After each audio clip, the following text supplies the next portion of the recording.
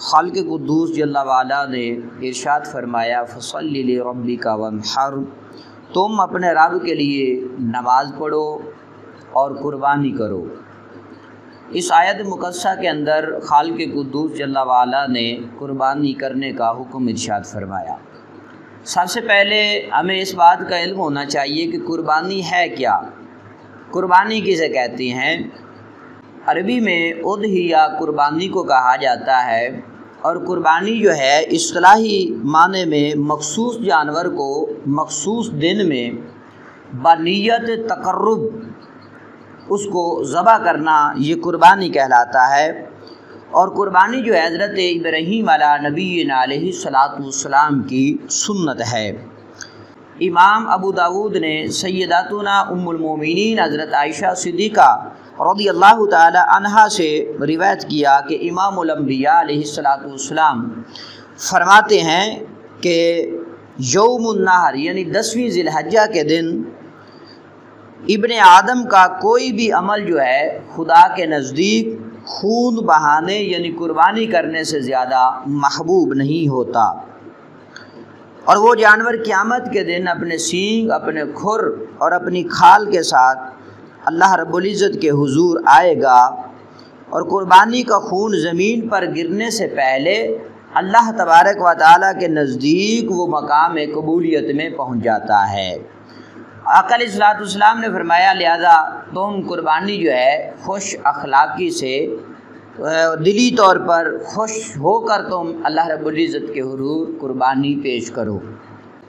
قربانی کی فضیلت کو بیان کرتے ہوئے امام الانبیاء علیہ الصلوۃ والسلام نے ارشاد فرمایا کہ جو خوش دلی سے طالب ثواب ہو کر اللہ تبارک و تعالیٰ کی رضا کے لیے قربانی کرتا ہے تو کل قیامت والے دن یہ قربانی جو ہے اس کے لیے حجاب بن جائے گی، یعنی اس کو جہنم میں جانے سے روک لے گی، کیونکہ قربانی جو ہے اللہ رب العزت نے اس کو حجاب بنایا ہے بندہ مومن کے لیے کہ اللہ تبارک و تعالیٰ کے حضور جب وہ قربانی دیتا ہے تو اس کے لیے یہ حجاب کا کام کرتی ہے۔ امام الانبیاء علیہ الصلوۃ والسلام نے ارشاد فرمایا کہ جو روپیہ عید کے دن قربانی میں خرچ کر دیا گیا اس سے زیادہ کوئی روپیہ پیارا نہیں ہے، کیونکہ اللہ تبارک و تعالیٰ کی رضا چاہنے کے لیے، اللہ تبارک و تعالیٰ کی رضا حاصل کرنے کے لیے جو پیسہ اللہ تبارک و تعالیٰ کی راہ میں خرچ کیا جائے قربانی کی صورت میں، وہی پیسہ تمام پیسوں سے پیارا ہوتا ہے۔ حضرت زید بن ارقم رضی اللہ تعالیٰ عنہ بیان کرتے ہیں کہ صحابہ کرام رضوان اللہ تعالیٰ علیہم اجمعین نے عرض کیا میرے آقا یہ قربانیاں کیا ہیں؟ تو امام الانبیاء علیہ الصلوۃ والسلام نے فرمایا یہ قربانیاں جو ہیں حضرت ابراہیم علیہ نبینا علیہ الصلوۃ والسلام کی سنت ہیں۔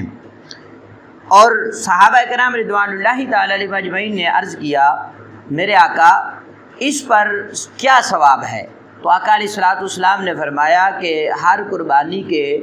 بال کے بدلے میں نیکی ہے۔ عرض کی اون کا کیا حکم ہے؟ فرمایا اون کے بھی ہر بال کے بدلے میں تمہارے لیے نیکی ہے۔ یہ فضیلت ہے قربانی کی۔ اور امام الانبیاء علیہ الصلوۃ والسلام نے فرمایا کہ جس میں وسعت ہو، جس میں گنجائش ہو قربانی کرنے کی،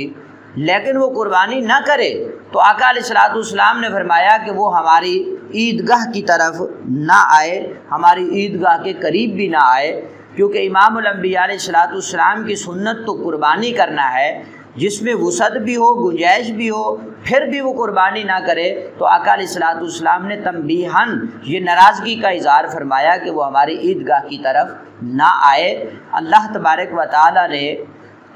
بندہ مومن کو قربانی کرنے کا اپنی لاریب کتاب کے اندر حکم ارشاد فرمایا، اور امام الانبیاء علیہ الصلوۃ والسلام نے قربانی کرنے کے حوالے سے یہ ترغیب ارشاد فرمائی کہ اس پر اللہ رب العزت نے یہ انعام و اکرامات تمہارے لیے رکھے ہیں کہ ہر بال کے بدلے میں تمہیں نیکی عطا فرماتا ہے۔ اور جو قربانی نہیں کرتے ہیں وسعت ہونے کے باوجود، گنجائش ہونے کے باوجود امام الانبیاء علیہ الصلوۃ والسلام نے ان کے لیے یہ حکم فرمایا کہ وہ ہماری عیدگاہ کی طرف نہ آئیں۔ اللہ تبارک و تعالی ہمیں قربانی کرنے کا جذبہ عطا فرمائے اور قربانی کے احکامات اور فضائل کو سن کر سمجھ کر دوست احباب تک پہنچانے کی توفیق عطا فرمائے۔ وآخر دعوانا ان الحمد للہ رب العالمین۔